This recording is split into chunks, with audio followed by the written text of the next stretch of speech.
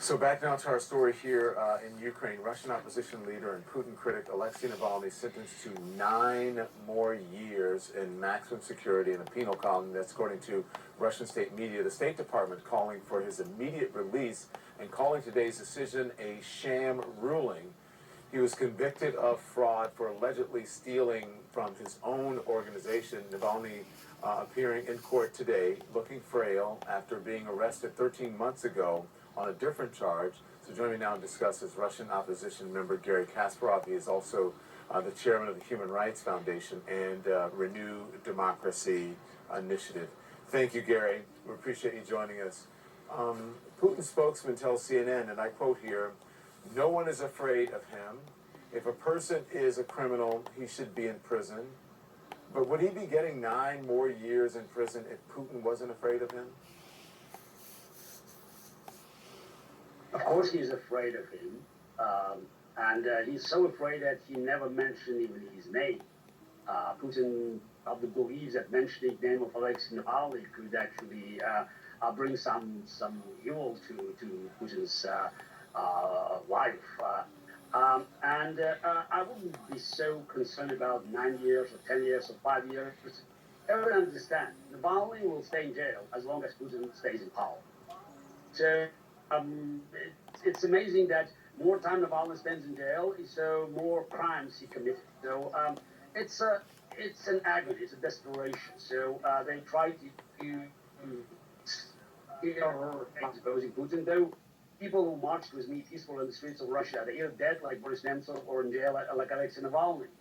But I think this verdict is a demonstration that Putin is enraged with his failures in Ukraine, and they just try to take revenge on someone who is still within his power. Gary, I got to tell you that Navalny is defiant on Twitter after the sentencing, writing 9 years. Well, as the characters of my favorite TV series, The Wire, used to say, you only do 2 days. That's the day you go in and the day you come out. I mean, Navalny has been vocal even as the Kremlin tries to stifle him. Do you think his voice, combined with what's going on in Ukraine, will cause public pressure against Putin to grow inside of Russia? Look, I don't think that as of now we can expect a massive protest, the revolt that could threaten Putin's power. It can happen only after military defeat in Ukraine. That's why it's so important to supply Ukraine with all the weapons they need to win the war. Not just to survive another day, but to win the war. They need long-range missiles to hit Russian ships that are shelling Ukrainian cities. So Ukrainian victory and Putin's defeat in Ukraine may lead to a revolt in Russia because dictator cannot afford looking weak.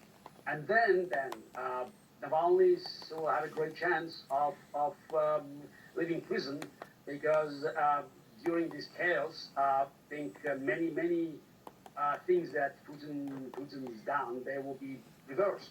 So that's what always happens during revolution. But again, the number one condition is military defeat in Ukraine that will send a message to all Putin's cronies and henchmen in Russia that his regime is weak and it's going downhill. Navalny has been held in this penal colony prison since February of last year, and before that he was poisoned with that nerve agent. Yet earlier in the war, he was trying to organize demonstrations using his social media. I mean, Putin so far has been unable to silence him. Why is that? Look, it seems that the eliminating Navalny, and of course we understand if Putin wants it, Navalny will be silenced forever. It's equal creating a martyr, and I think that people around Putin recognize that Navalny in jail is bad, but Navalny murdered in jail is even worse. And I also think that some people around Putin, they're really thinking about the future. Dictator's position doesn't look as solid as it used to be, and I think they want to keep some options open. And Navalny in jail is again, might be an option in the future. God knows. So naturally, the fact is that Navalny is still alive and can send messages through his lawyers to us. It demonstrates that the system is not as intact as it used to be. Gary, you be well. We appreciate you joining us, and I'm sure you're watching what's happening here in Ukraine, just, and cannot believe all the devastation and the destruction. But we appreciate you joining us. Thanks so much. Be well. Thank you very much.